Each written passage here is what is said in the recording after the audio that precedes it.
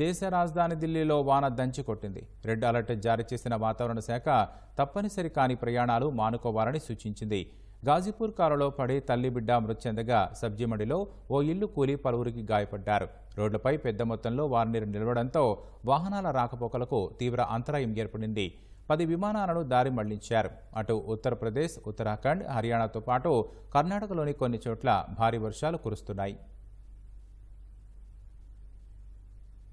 వర్షాల కారణంగా వాతావరణ శాఖ రెడ్ అలర్ట్ ప్రకటించింది.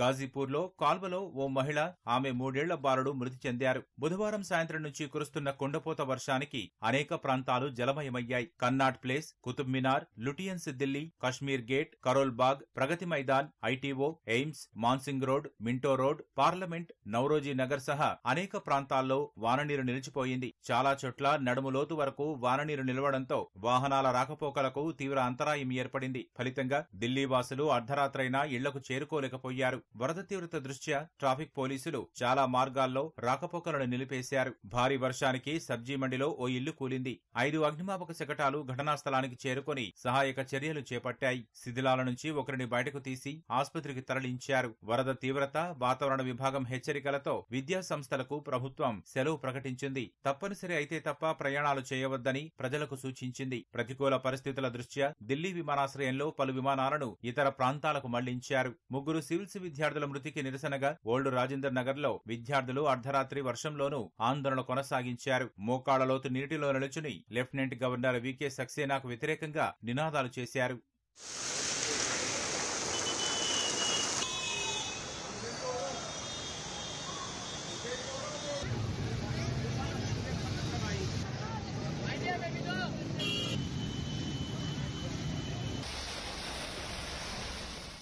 ఉత్తరప్రదేశ్, ఉత్తరాఖండ్, హర్యానాల్లో కూడా భారీ వర్షాలు కురుస్తున్నాయి. హరిద్వార్లో ఓ ఇల్లు కూలి 3 బలి కాగా 6 గాయపడ్డారు. తెహ్రీ జిల్లాలో వరద పోటెత్తడంతో ఒక కుటుంబం గల్లంతైంది. సుఖీ నదిలో కన్వారియాల రేషన్ లోడు ఉన్న ట్రక్కు కొట్టుకుపోయింది. హర్యానాలో చాలా ప్రాంతాల్లో రోడ్లు చెరువులను తలపించాయి. వాహనదారులు వరదలో ఇళ్లకు వెళ్లటానికి తీవ్రంగా ఇబ్బంది పడ్డారు. కర్ణాటకలోని ఉడిపి, దక్షిణ కన్నడ జిల్లాల్లో భారీ వర్ష సూచన నేపథ్యంలో విద్యా సంస్థలకు ఇవాళ సెలవు ప్రకటించారు. సముద్ర, నదీ తీరాలు, కొండ ప్రాంతాలకు వెళ్లొద్దని సమీప ప్రాంతాల ప్రజలను అధికారులు అప్రమత్తం చేశారు.